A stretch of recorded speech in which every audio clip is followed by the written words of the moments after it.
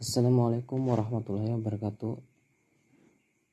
Teman-teman semuanya, saya akan membagi sebuah tips dalam mengambil sebuah keputusan dan alangkah lebih baiknya. Yang pertama yang perlu kita lakukan di dalam mengambil sebuah keputusan yang itu, kita harus memahami dengan cermat dulu permasalahan yang akan kita ambil dan permasalahan apa yang akan kita hadapi tersebut.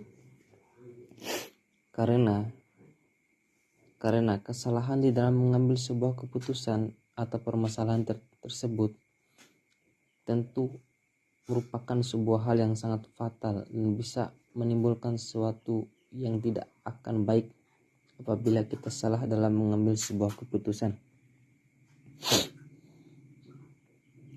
Setelah itu, kita memahami dengan baik permasalahan tersebut, maka kita mengidentifikasi beberapa pilihan solusi. Jadi, biar kita cari tahu kira-kira permasalahan yang kita hadapi ini berapa pilihan solusinya, sehingga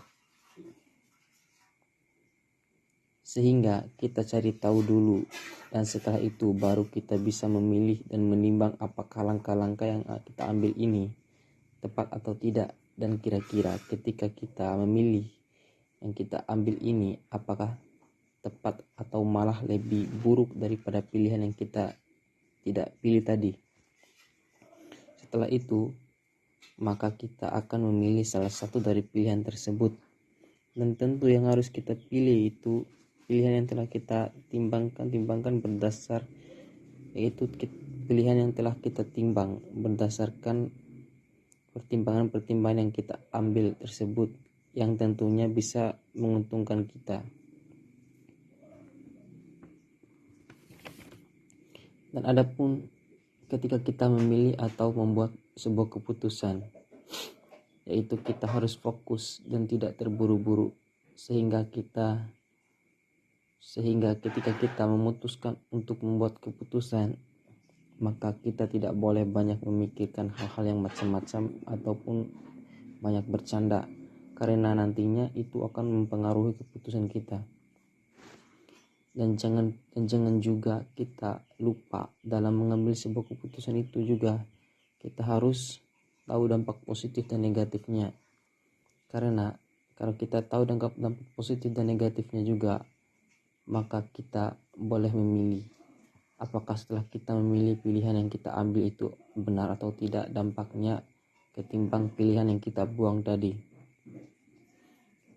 Artinya dan kira-kira mana yang paling banyak membawa keuntungan buat kita tetapi minim risikonya di antara pilihan tersebut. Selain itu juga kita tidak boleh mengambil keputusan ketika kita sedang marah, karena takutnya nanti akan menimbulkan ketidakpastian. Karena kemarahan biasanya akan menimbulkan kepercayaan diri. Pada orang yang sedang marah biasanya lebih cenderung menyalahkan individu yang lain. Dan jangan pula membuat keputusan ketika kita sedang sedih. Dan tentu kesedihan bisa menempatkan Anda membuat pilihan yang salah. Maka alangkah lebih baiknya bila kita membuat keputusan ketika kita sudah menimbang semua potensi-potensi yang terjadi, ketika kita sudah dalam keadaan yang baik, maka kita bisa memilih pilihan itu. Maka kita bisa memilih pilihan yang mana yang lebih baik bagi kita. Ya, mungkin lebih dan kurangnya. Terima kasih.